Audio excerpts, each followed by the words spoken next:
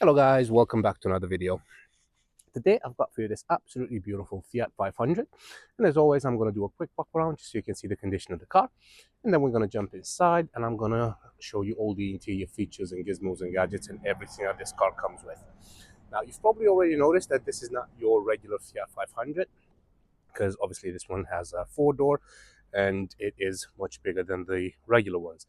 That's because this is a Fiat 500L Popstar Fire.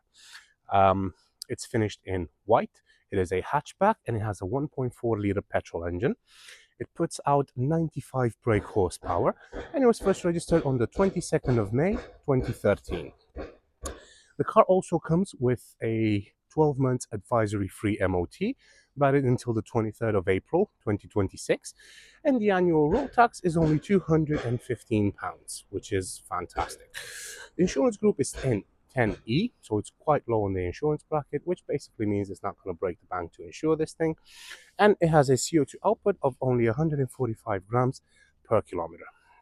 Now, in terms of fuel economy, you can expect to get about 34 miles per gallon around town, 56 miles per gallon on a motorway run, with a combined fuel economy of 45.6 mpg.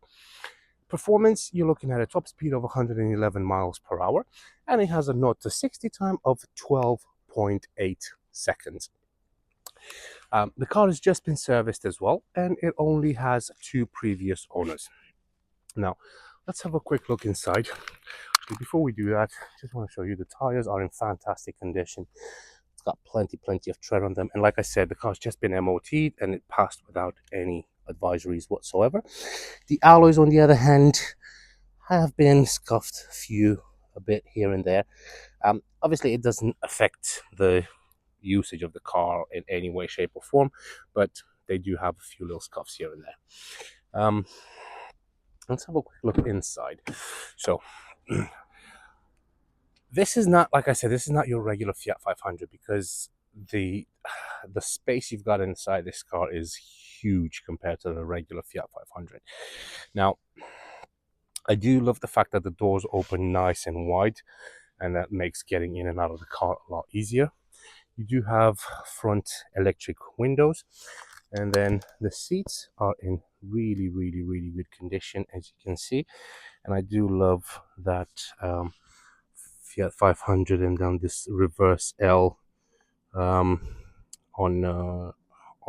the back of the seat here. It's got this little pattern, which is really nice.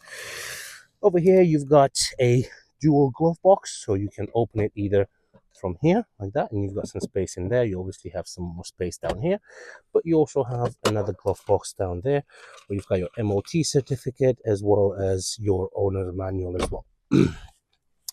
Right, to open the bonnet, it's from this side. Let's have a quick look over at the under the bonnet. That's how it looks like, the almighty 1.4.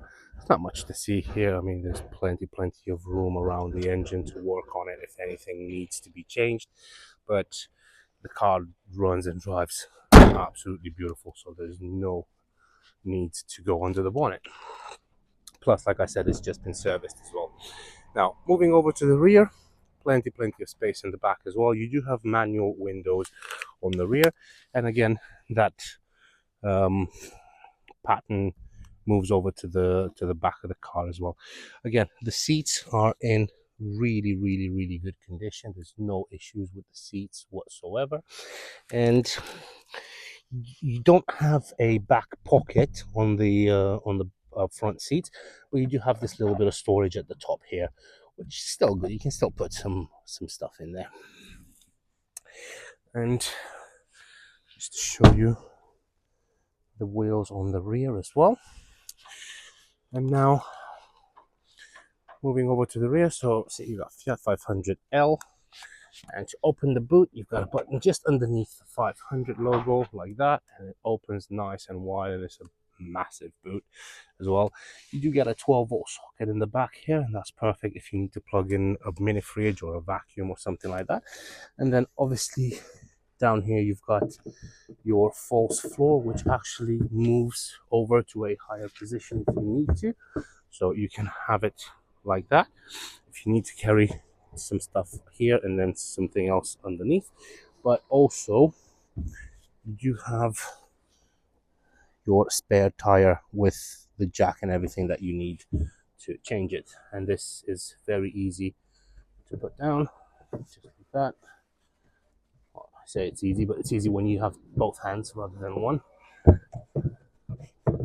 There we go. Finally, we got it. But yeah, it's fairly straightforward to put the false floor down. To close the boot, you've got a little handle here. Just pull on that, and then the boot will go down. Let me show you the wheel over on this side. Let me show you the only little downside is this little scratch here. I don't know how well you're going to be able to see it, but it's got a little bit of a scratch. Let me just get out of the sun, maybe you can see it better that way. It's got a little bit of a scratch just here, just next to the fuel cap. But again, nothing major, and it's purely just a cosmetic thing. Oh, and the other thing that I did want to point out is over on the rear door, it's got these little, I don't even know how they've managed to get there. They are, I don't even know what they are. So somebody must have just like used something to, I don't even know how that would have got there, but it's there. So just wanted to point it out. So yeah, this will affect the price, obviously. So the price will reflect all these small little issues. The seats do go down, so you can actually fold the seats down just like that. But I'm not going to do it just now because it's hard enough to put them back with one hand. I don't want to put it all the way down because I might not get it up again with one hand. And then moving over at the front, obviously you've got the same opening as on the other side, but like I said, it's nice because it opens nice and wide, so you can get in and out of the car very easily.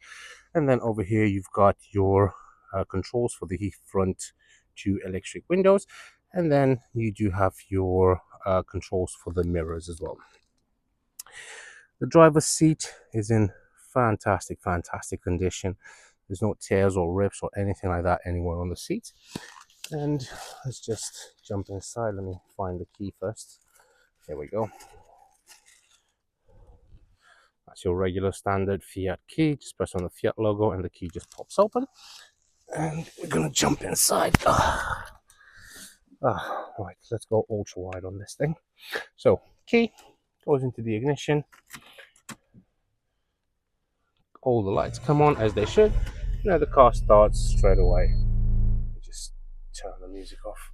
So right now it's telling us that there's a low fuel, which I need to go and put some fuel in it, and the fact that the door is open, which I am fully aware of that. Thank you very much, Fiat.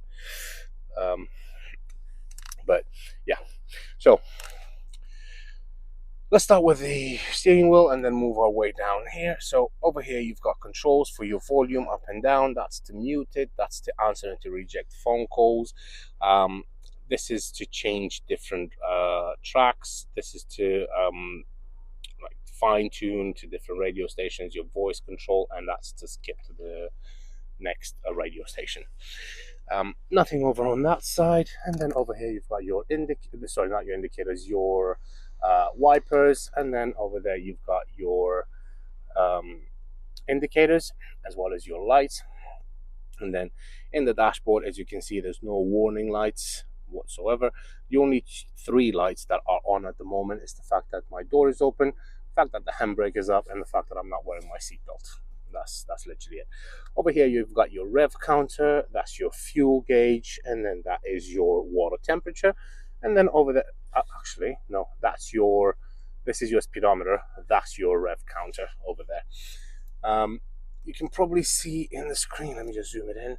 So it is 9:51 a.m. and yes, that is very accurate actually. And as you can see, the car's covered 92,916 miles, and there's 27 degrees at the moment, so it is lovely, if I can say that. You've got a big air vent at the top there, and then over here you've got two more air vents on the side, and then your radio, which is here in the middle, which works absolutely fine. There's no issues with that whatsoever. Then you've got radio, media settings, phone, and more. That is your dedicated city button. So basically you press on that button and it changes the weight of the steering wheel. So right now it is on city, so you can probably see city down there. So basically what that means is that the steering wheel is very light, so it's very easy to do like 3-point turns and to drive it around town. If you press on that button, city disconnected, and then the steering wheel just becomes a little bit heavier. Not massively, but it still becomes a little bit heavier, so it's better for motorway driving. But let's just put it back onto city because I love how soft it is. And then that's to change the position of the headlamps. That's your hazard lights, your front fog lights, and that's to lock the doors. And then down here you've got your climate control. So you've got a fan on 4 speeds, AC. This is where you want the air to come out from. And you've probably noticed I've already turned the AC on because it is a bloody warm in here. You've got some storage in there along with your USB port and a auxiliary port in there as well. Down there you've got a 12-volt socket with 2 cup holders, and then over here you've got a 6-speed manual gearbox which works absolutely fine. There's no issues with it whatsoever. The clutch, the biting point is right in the middle, and then you obviously have the gearbox here. So you've got first, second, third, fourth, fifth, sixth, and then reverse is lift and back like that. Okay. Over here you've got your ESP, so that's, you can turn off your ESP, and then over here you've got a good old manual handbrake. It looks a bit funky. It's not like the regular like round shaped one. This is like more like an airplane style lever. You've got a cup holder over there, and then up there you've got your rear view mirror with your interior lights, and then over here you've got your sun visor with a vanity mirror and your light in there as well. Right. Also over here you've got a sunglass holder, which is nice. It's always nice to have a sunglass holder in a car. And yeah, I think that is pretty much it. There's not much else I can tell you. The car drives absolutely lovely. There's no issues with it whatsoever. It's a perfect workhorse for somebody. It's a perfect family car as well. There's plenty of space in it. It's got 2 ISOFIX points on the rear, so on the 2 outer seats. So yeah, it's just a great all-round car. Let's go and park this baby up. Probably stop beeping at me because I haven't got my seatbelt on, but I'm not going to put my seatbelt because I'm only going to drive for, I don't know, from here to there. Just going to try and see where I'm going to park. I think I know where I'm going to park. I'm going to leave it next to my Lexus here.